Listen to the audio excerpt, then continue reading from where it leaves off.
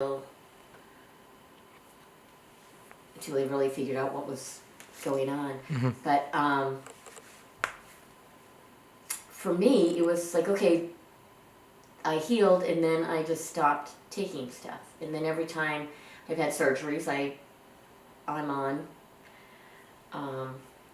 painkillers. But I've never had a problem. It was funny because I remember saying something to my doctor, going like, I was like, I feel like I have an addictive personality. Do you think I would? He's like, Maryann, you used it how many times? He says, I don't think you need to necessarily worry about that. But I'm like, oh, I don't know. And then I see all that's going on, and I hear about how, okay, they don't want to prescribe opiates to people for pain because of the possible addiction, and I keep thinking to myself, oh my gosh, I keep going out all the time, and then after using it, it's like, well, okay, I don't hurt anymore, and then I just stop. And I think for people like me, it's hard to understand how that addiction occurs. Just like with my brother, I couldn't understand, how could you keep doing this when you're torturing yourself, destroying your family? How does that happen? So I think as far as the support around people with addiction problems, that's the hardest part. It's the ability to understand someone whose brain functions differently than ours, and the real need for that, which is, again, we're running really. So those people who don't understand running, it's almost the same thing that they don't understand how somebody could have a drug problem. We're just people with running problems. I'm glad to have mine. Yeah. Now, when did you start running? I grew up, well, I'm still like paper thin, but I was lightweight for a long time, and I was short. I was 4 foot up until probably high school, so I was the quick kid because I weighed nothing. Yeah. I was short, so I could elude people, like go through legs and stuff. So I always ran as a child. No, I was that barefoot kid in the street. Yeah. And then in elementary school, playing football, I was the wide receiver. Just keep going straight, and I'll throw it to you. And then that continued into middle school, where they had cross country and track for the first time. And also in elementary school, I was that kid doing the mile run, and Oh, really? Wow. and everyone, it was like that gym class thing, and we're in the field, and we're like run around this so many times, and it was like me and someone else were the only people that were like, let's do it, and everyone else was like, oh, we have to. Yeah. And that's carried on into high school, where kids are like, don't want to do the mile run. I'm sprinting around the gym trying to get a good time. Middle school, there was track and cross country. Definitely cross country, and I tried that. And then I got into track in, I think, 7th or 8th grade. I can't remember. I think it was 8th. And I qualified for the mile run, the 1,500 meter, 1,600 meter. Wow. And I went to states for that. I don't think I did good at states, but I wound up there. After that, I quit, and I just ran on my own time, because I felt that was better for me, to find my own schedule.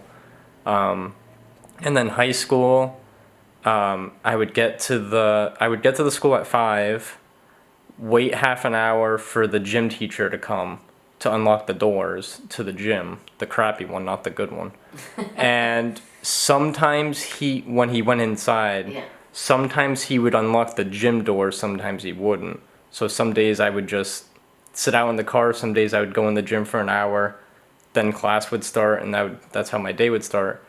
And then, so I didn't do anything throughout high school until senior year or junior year. And I was like, let's do the Providence. So the Providence was my first one. And then I did I did 3 the next year, 0 the next year, 5. Wow. And then somehow the math wound up to 2. I did 2 this year, just to do them. But I held back this year because I want to raise money for something. Yeah. Because it's like I'm spending $70 just to run for an hour, 50, 2 hours. and like nothing else is coming out of this, where it like things could be happening by Right. me running. So I'm trying to figure out a way to raise money for something, Yeah. and so that's why I stopped.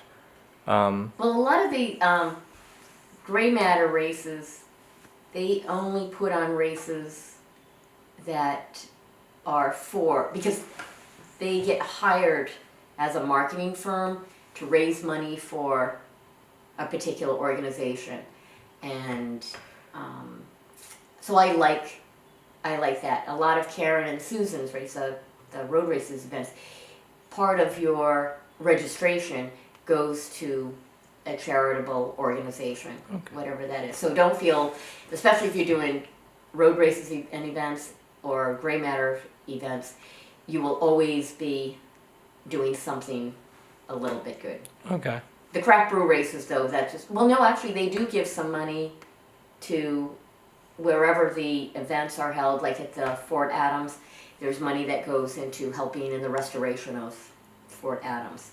So there are a lot of good things, but then there are races where it's just somebody's pocketing the money. But it's interesting because I started running because in college, it was in college that I started to run, is because I was so stressed out during exams. I mean, my first semester it was my second semester, my sophomore year, first semester, I came home, I was in the hospital for over a week, just totally stressed out, my digestive system shut down, I was just a wreck. And every semester, I would go to the infirmary and they would give me something like a tranquilizer because I was just always like, blah. And finally, a doctor said, I run to deal with stress. And that's when I started running. And also, I had gotten fat when, fat for me, because I was always the tiny kid like you, and which is why I did well even in basketball and volleyball, which are tall people sports, but I was real fast. So when I started running, I found that I could deal with my life situations so much better. And that's why even now, it's just when things are crazy, I work out. And I know that there are, without a doubt, because I hear it all the time, this is my therapy. I run because this is my therapy. So it's a good thing. Yeah, don't stop. Don't stop doing it. I won't. And at least now, I'll know you. But you have to come and find me. Let me know you're there. I will. That'll be good. Yeah, that's been my routine. Is I like getting up at 4:30 and doing 9 miles until about 6, or I try to beat 6 o'clock. I have a flip phone, and I'm like opening it while I'm running. I'm like, let's beat 6 o'clock.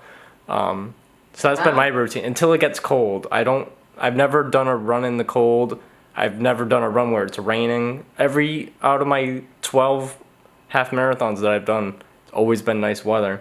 Wow, you are lucky. I am. And Maurice is like, January 1st there's a run.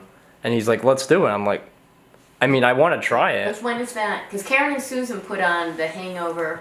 It's not that one. Okay. Because there's a bunch of different races. Yeah. Like when you start getting into this season, it's the Thanksgiving turkey runs, and it's like the Santa Claus. I know there's one in Newport, like Cliff Walk, but I think there's like a Christmas themed. But when I was young, to get something I wanted, my mom told me to do the polar plunge.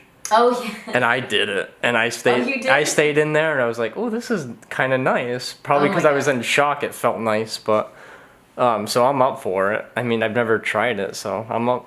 So what's the coldest weather that you've run in? I did Newport when it was like right before Halloween or right after. Oh, okay. All right. I've never done it where it was. I've always done races where it's I want to run with a sweatshirt, but in the first 2 miles you warm up, yeah. and it's like, so I'm not just gonna throw it somewhere. So I've never run a race where I'm like, definitely gonna have to wear something other than shorts and a t-shirt. Never questioned it. Oh, okay, yeah. So I've never worn anything extra. It's really not bad. It's when you get in the teens, Yeah. up to 20 degrees, it's not that bad.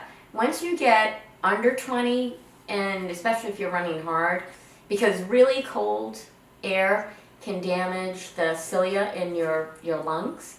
So now you're more prone to having lung infections and stuff. So I recommend that, or if you wear a mask, it's okay.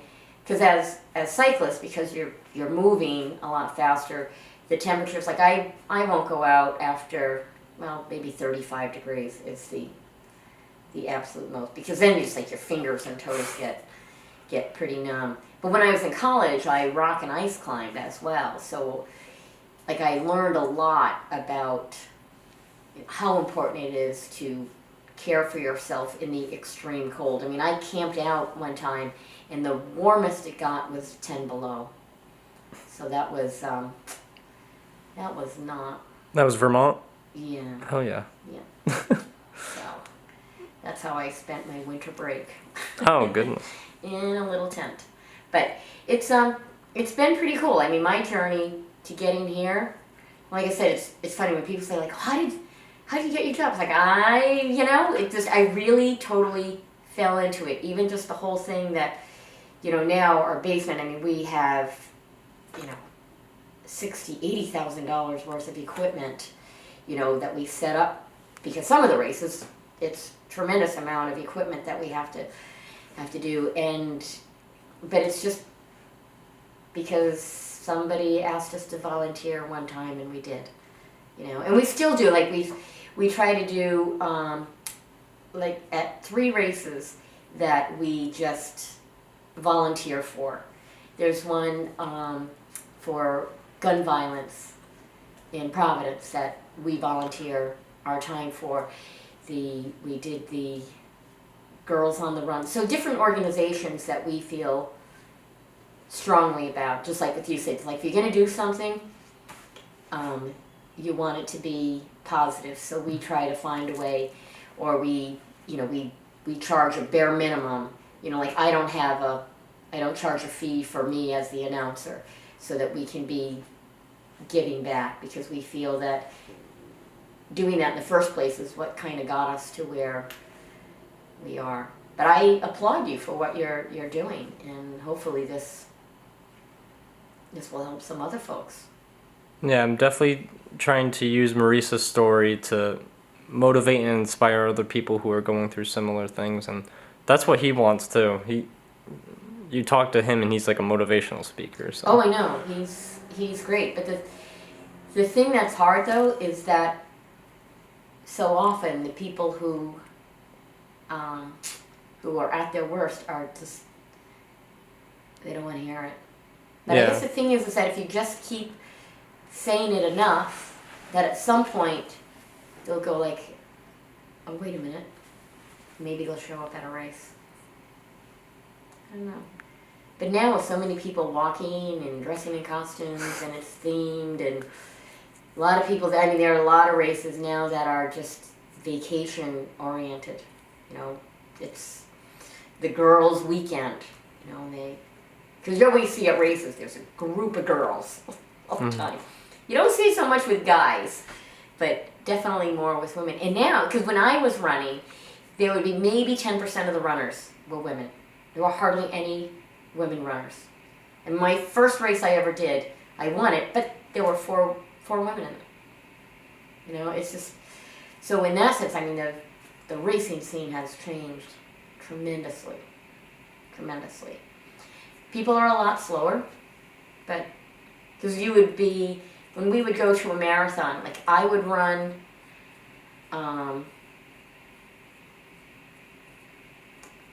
this one race, what did I do? I ran like a 3:15 for a marathon.